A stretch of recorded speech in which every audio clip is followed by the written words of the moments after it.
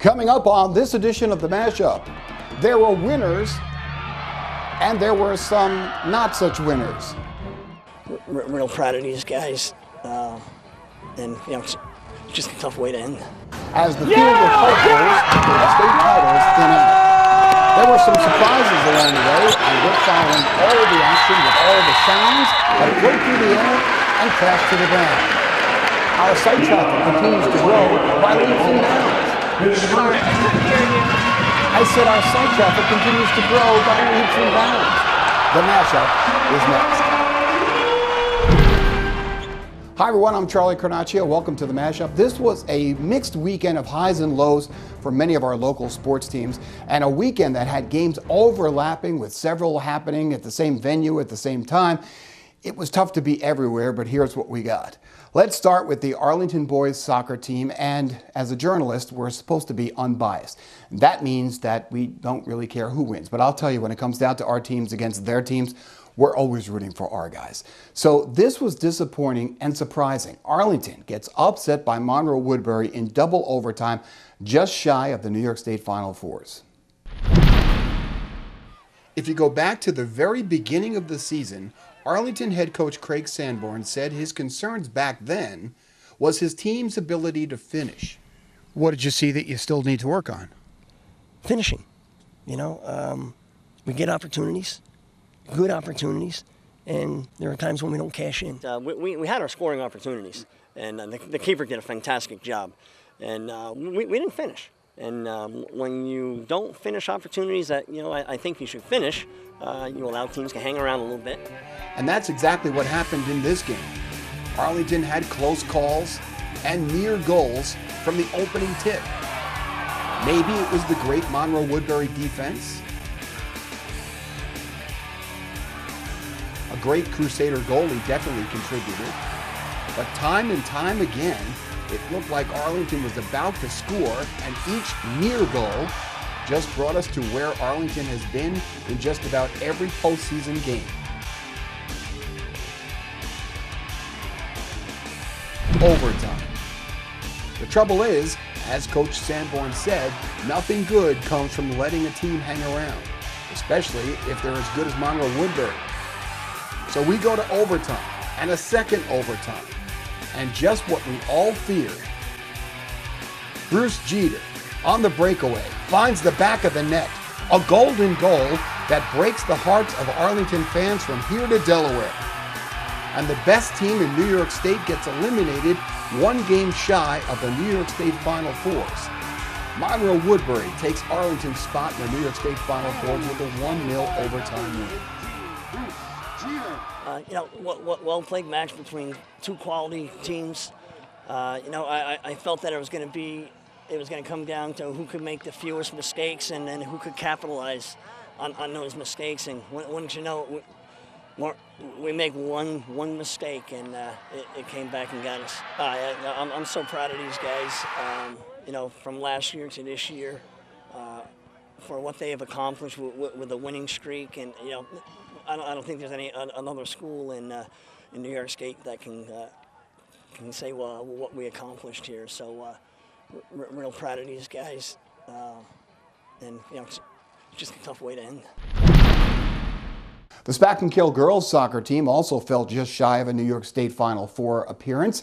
Facing a senior-laden Oneonta team, this young group of Spartans had their hands full right from the get-go.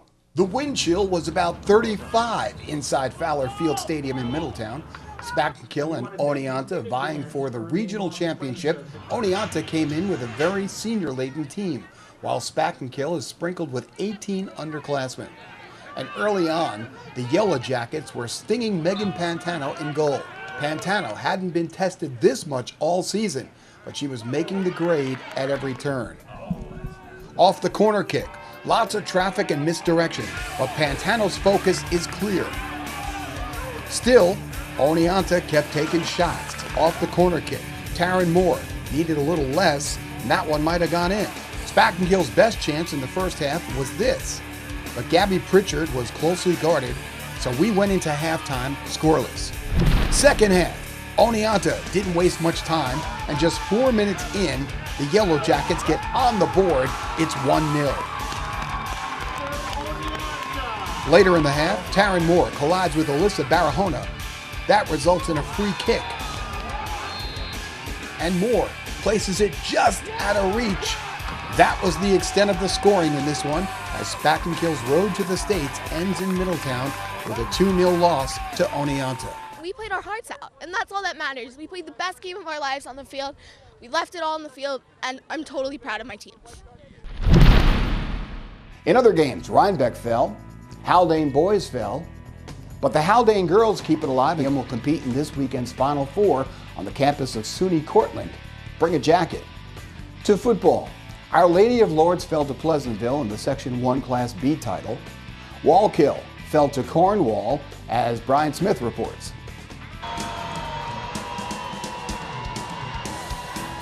It wouldn't take the Cornwall offense long to get going as quarterback Mike White runs it in with a 3-yard touchdown run on 4th and goal, giving the Dragons a 7-0 lead 2 minutes into the first quarter. And Mike White does it again for the Dragons, this time rushing in from 17 yards out, giving Cornwall a 13-0 lead with 4:47 left in the first quarter. The Dragons are piling it on in the second quarter when Kevin Jangimi runs it in from 21 yards out, giving the Dragons a 21-0 lead, 7:25 left in the half. Cornwall quarterback Mike White, who was known for doing it with his arm, does it here again with his legs for his third rushing touchdown in the game, giving Cornwall a 27-0 lead heading into the half.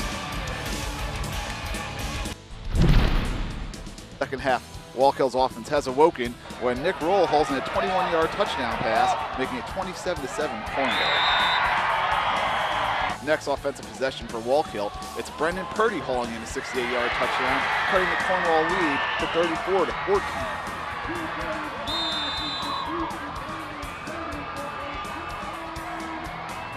Later on a third, it's Cornwall's Mike White with his 4th rushing touchdown of the game. This one comes from 39 yards out. Sean Pulio takes it into the end zone from 4 yards out, giving Wallkill what would be their last touchdown of the season. Cornwall goes on to win 48-21, the final. Newburgh lost a heartbreaker to Monroe Woodbury. A last-second field goal clinched it for the Crusaders, 31-30. Haldane fell to Tuckahoe in Class D. And that left the Section 9 Class B juggernaut, Marlboro. The Iron Dukes have been firing on all cylinders all season long, facing the surprise team of the season. The best shot for a Hudson Valley State title comes in the sport of volleyball. John Jay, Millbrook, Haldane are all still alive. And if you want to include Cornwall, not technically part of our heightened coverage area, but still part of the Hudson Valley all the same, you could have 4 state champions. John Jay swept Corning in a Class AA regional championship behind a balanced attack of serves, outside hitting, and net play. The Patriots wasted no time showing their dominance. Batty Barbarian loads up and sends Jay's message early. The other message Jay wanted to send was that they were going to be a brick wall at the net. Haley Dewey with the block. And if they scouted the power-hitting Megan Thyler, she was showing a softer side to her approach, and it was working. Match point goes wide, and Jay wins Game 1 easily, 25-10.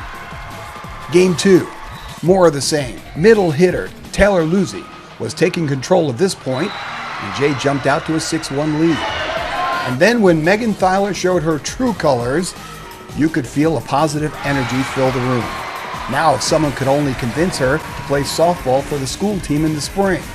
Corning finally got a little rhythm going in the second game, trying to keep it respectable. But Jay was playing loose and Barbarian gets the kill here. The Patriots were too strong at the net and everywhere. Jay takes Game 2, 25-20. And in the final game, Corning was going to try and stretch it out. Good net presence here gives the Hawks an early 7-4 lead. But Jay battled back and nothing was going to get past Dewey, especially when she teamed up with Courtney Barbera. Jay tied it at 15 and then pounded their way to a 25-19 win and a sweep over Corning to win the regional championship and head to Glens Falls next weekend for the round-robin tournament, representing Section 1 in Class AA. We just started off strong from the very beginning. We didn't stop 1 second. Even when they got a couple points, we knew we had this and we just kept pushing.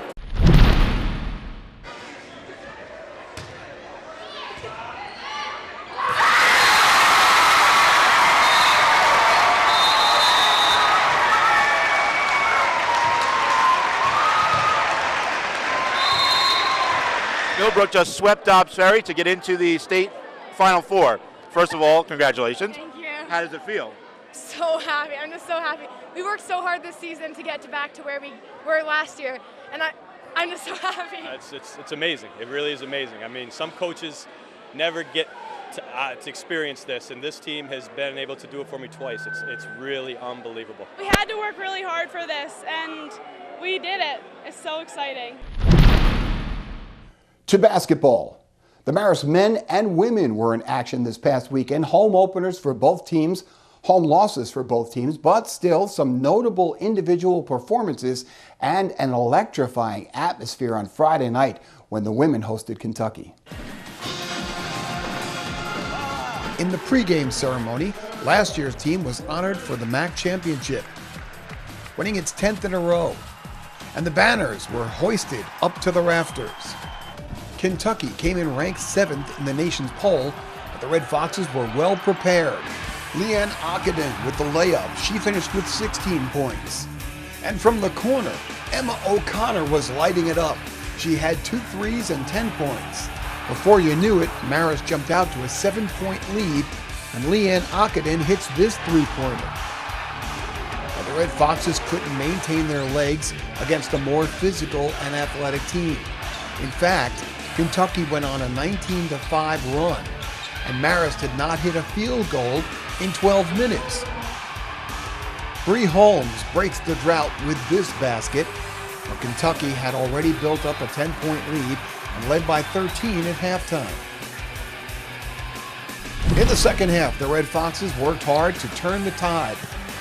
They got it to within 6 points, but Jennifer O'Neill, Samari Walker, and the rest of the team took over as Kentucky began to pull away. Lots of bright spots for Marist, including the play off the bench of Catherine Fogarty.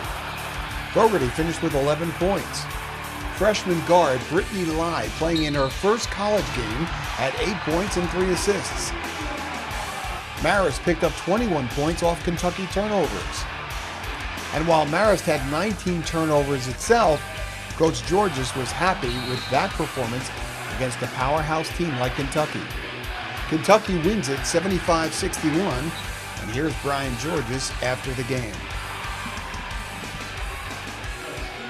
I'll tell you, it doesn't get much better than this for atmosphere and competition and intensity, and it was just a wonderful night for women's college basketball.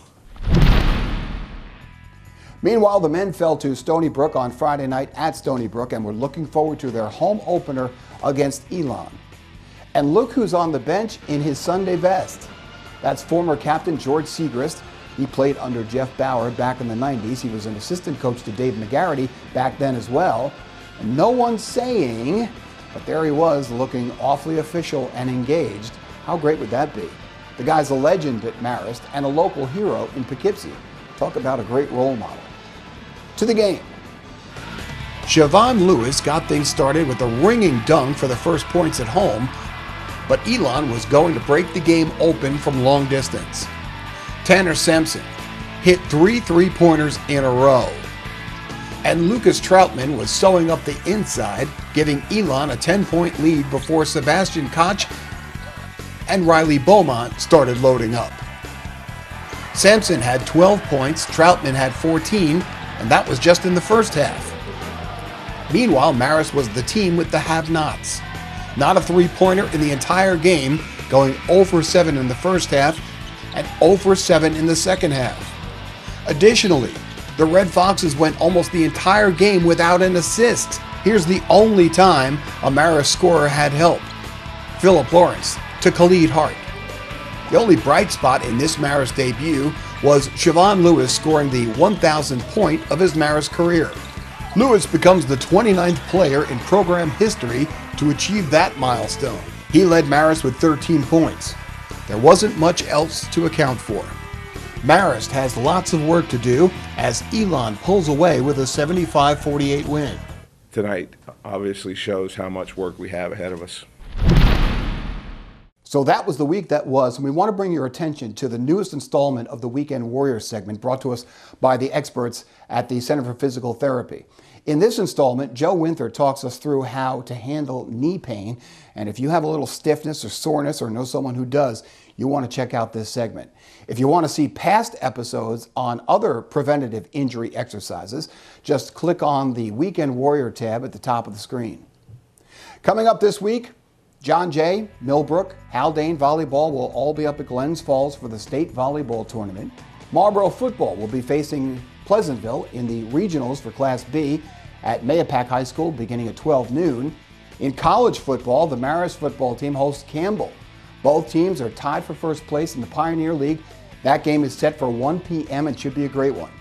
And Rich Tomaselli is following a story on the pending move from Section 1 to Section 9 by Arlington and a few other schools. He'll be at a board meeting Tuesday night at Arlington, and he'll be posting and updating his findings through Twitter and on the site between Tuesday night and Wednesday morning.